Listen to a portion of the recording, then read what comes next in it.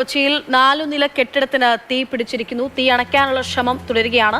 4 fire force unit എത്തി തീ അണയ്ക്കാനുള്ള ശ്രമം അവിടെ നടത്തിക്കൊണ്ടേയിരിക്കുന്നു. കത്രിക്കടവ് റോഡിലെ പെയിന്റ് കടക്കാണ് തീ പിടിച്ചത്. സ്നേഹ, തീ പൂർണ്ണമായും അണയ്ക്കാൻ കഴിഞ്ഞോ?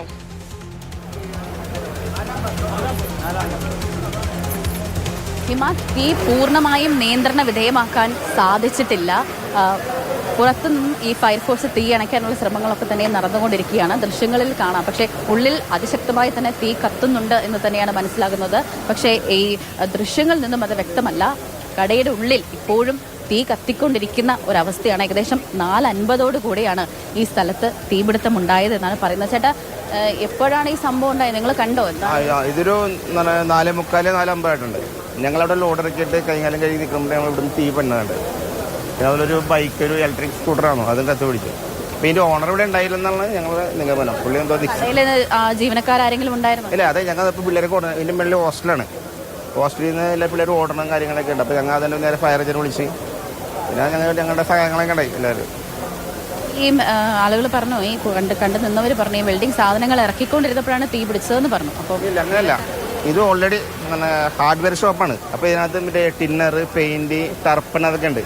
അപ്പോൾ തീ പിടിച്ചപ്പോൾ ഓൾറെഡി ടർപ്പണിലേക്ക് തീ പിടിച്ചോണ്ട് അതാണ് ഇത്രയ്ക്ക് പെട്ടെന്ന് ആളിപ്പെടാനും കാരണം. ഉഗ്ര ശബ്ദം വല്ലതും കേട്ടിരുന്നു?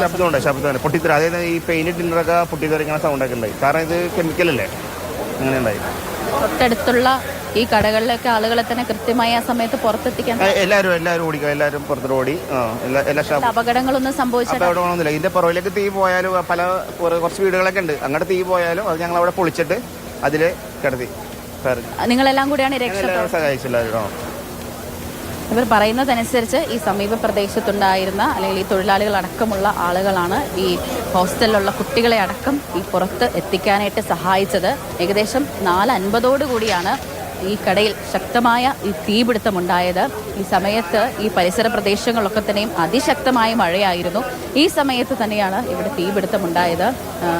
അന്തരീക്ഷത്തിൽ തണുപ്പൊക്കെ നിലനിന്നിരുന്നു. പക്ഷേ ഇവിടെ ഇപ്പോൾ ഈ സ്ഥലത്ത് നിൽക്കാൻ പറ്റാത്തത്ര അസഹനീയമായ ചൂടും പുകയും ഒക്കെയും ഉയരുന്നുണ്ട്. അപ്പോൾ കടയ്ക്കുള്ളിൽ തീ കത്തിക്കൊണ്ട് തന്നെ ഇരിക്കുകയാണ്.